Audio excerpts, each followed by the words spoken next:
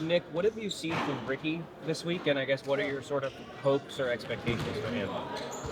He's been really good. Again, you see a big jump up in maturity level. I think just a comfortability. I think he knows he belongs, all that kind of stuff. And listen, like I talked to him yesterday. Like, need him on the offensive glass. I need him running the floor really hard. I need him guarding really hard. And somebody swings it around to him in a three-ball situation for him to take it and knock it down. Like pretty much those four things.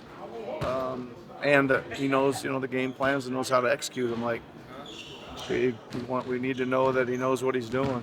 That's what we're trying to get him.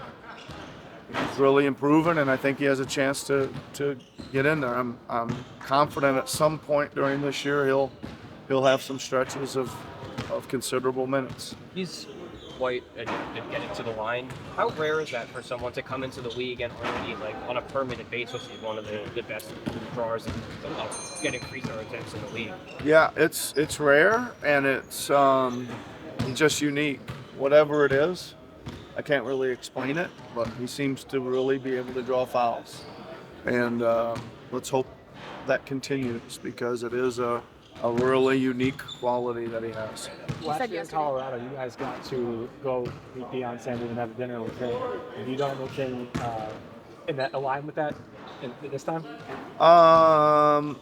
Let's see. Let me think about it. We had a team dinner last night.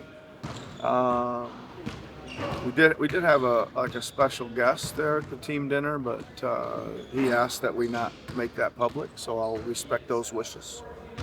You said yesterday that you guys are ahead of schedule in terms of execution. Yeah. Execution. Yeah. Are there any other areas in which you are pleased with where you are on the proverbial schedule? Let's see. I think that there's been a pretty good understanding of how we want to play defensively, as far as the energy, ball pressure, that kind of stuff, right? I think there's still a lot of new guys that we're still teaching, like I don't know, Drummond's one guy, maybe he's never been used to pressuring that much, and so I still see like some gaps there from guys that we're working with, but pretty pleased with again that part of it. I'm really hoping. We're really working hard on the rebounding side of it, both sides of the ball, like really hard. So it looks to me like it's improving, but it's kind of one of those weird things you never can really find out. It's like you get an offensive rebound in a scrimmage against yourself, and you're still mad because you gave up a defensive rebound. So you're not really sure what you're looking at, right? Or you try really hard to be a realist, and see what actually happens. So, but no, I think there's a lot of stuff I think we're really happy with. Work rate, execution stuff. Feel like we're getting a lot of really great scrimmage situations, and a lot of scenarios are playing out. We're covering a lot. Like, this seems like way more than a year ago. Nick, on media day, you said you were interested in seeing what Reggie Jackson brings to the table.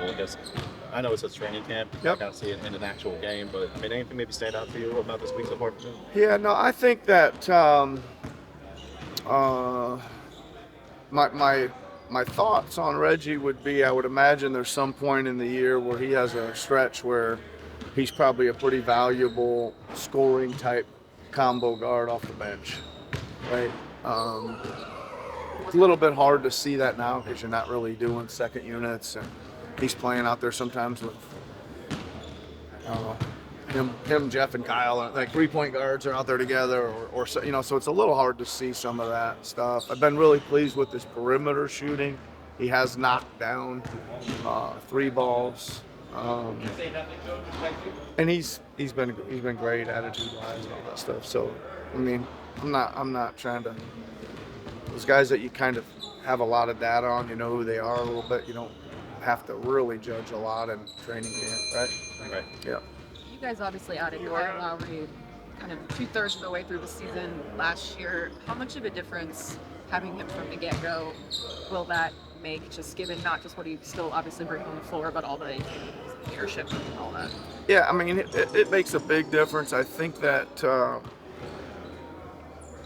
he's a guy that like does a lot, adds a lot of wrinkles to things, a lot of counters to things, and he's like part of why we're speeding up maybe this execution thing. Like he's getting us like we're putting in a basic set, and while he's down there, he's putting in a couple more options. You know, things like that. That that's coming in a couple weeks, but he can show the guys what it is and put them in and get it done.